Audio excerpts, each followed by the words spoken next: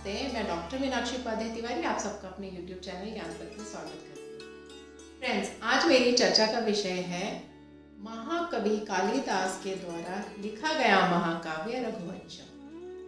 रघुवंशम में 19 सर्ग हैं और इसमें सूर्यवंश के राजाओं के इतिहास का वर्णन है। जिसका प्रथम सर्ग है वो राजा दिलीप की कथा से आरंभ होता है। तो चलिए स्टार्ट करते हैं राजा दिलीप की कथा। राजा दिलीप बहुत ही पराक्रमी और न्यायप्रिय राजा थे। वो प्रजा से टैक्स वैसे ही लेते थे जैसे सूर्य पृथ्वी से टैक्स लेता है। पृथ्वी का पानी लेकर पृथ्वी को ही वापस कर देता है। उसी तरह जो राजा थे वो टैक्स लेकर टैक्स का जो पैसा आता था, धनराशि आती थी, वो यज्ञों में लगाते थे ताकि कृषि के लिए बारिश अच्छे से हो।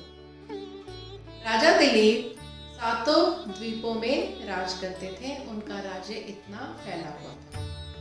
सब कुछ होते हुए भी उन्हें एक ही दुख रहता था कि उनकी कोई संतान नहीं। इसलिए वो अपनी पत्नी सुदक्षिणा को लेकर अपने राजगुरु वशिष्ठ जी के आश्रम में जाते हैं। जब वशिष्ठ जी देखते हैं पति पत्नी दोनों आए हैं तो उनके मन में शंका होती है। उनका सत्कार करके आश्रम के अंदर लेकर आते हैं और आने का कारण पूछते हैं।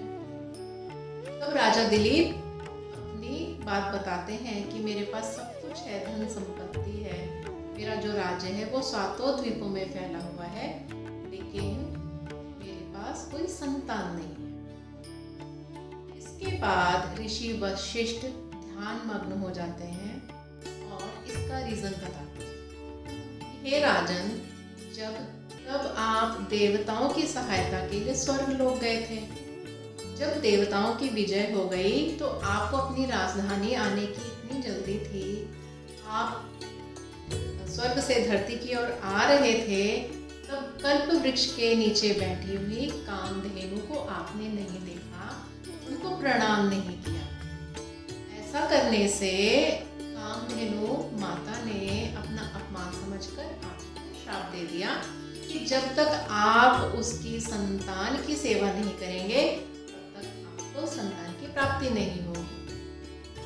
राजा ने कहा, मेरा किसी को अपमान करने का कोई इरादा नहीं था, लेकिन मुझे अपनी राजधानी आने की जल्दी थी, तो मैं उन्हें नहीं देख पाया।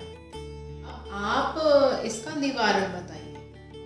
ऋषि वशिष्ठ कहते हैं कि मेरे पास नंदिनी गाय है जो कामधेनु की बेटी है, आप उसकी सेवा करिए और प्रसन्न होकर वो आपको आशीर्वाद देंगे। उस दिन के बाद से राजा दिलीप और सुदक्षिणा दोनों तपस्वी का वेश धारण करते हैं और अपने रथ, सेनापति और सेना को वापस राजधानी भेज देते हैं। दोनों पति पत्नी नंदिनी गाय की सेवा में जुट जाते हैं। ऐसा करते करते 21 दिन बीत गए और जब 22वां दिन आया तो नंदिनी के मन में ये विचार आया कि दोनों पति पत्नी इतने अच्छे से मेरी सेवा कर रहे हैं, क्यों ना मैं राजा दिलीप की परीक्षा लूं। तो 22वें दिन सुबह जल्दी जंगल की ओर चली जाती है और राजा नंदिनी गाय को फॉलो करते हैं उसकी रक्षा करने के लिए। अब नंदिनी गाय ऐसी जगह पहुंच जाती है जहां हिमालय की सुंदरता बहुत अधिक होती है। राजा हिमालय की सुंदरता देखने में मंत्रमुग्ध हो जाते हैं। उतने में जो नंदिनी है वो चुपके से एक गुफा में चली जाती है। थोड़ी देर के बाद राजा देखते हैं कि नंदिनी तो है नहीं, तो उनको नंदिनी के चिल्लाने की आवाज आती है। उस आवाज को फॉलो करते हैं तो देखते हैं एक गुफा में नंदिनी को एक शेर ने पकड़ रखा है। जैसे ही वो शेर को मारने के लिए अपना बाण निकालते हैं तो वो शेर है वो मनुष्य की आवाज में कहता है कि मुझे मत मारिए राजन, मैं तो माँ भवानी देवी पार्वती का भक्त हूँ, उनकी सवारी हूँ और आप शिव भक्त हैं, तो आप मुझे नहीं मार सकते। राजा दिलीप कहते हैं कि अगर आप माँ के भक्त हैं तो नंदिनी को छोड़ दीजिए। फिर शेर क्या कहता है कि नहीं, मैं तो भूखा हूँ और मैं तो उसको मार के खाऊंगा। राजा जाते हैं शेर के पास, वो सिर झुकाकर बैठ जाते हैं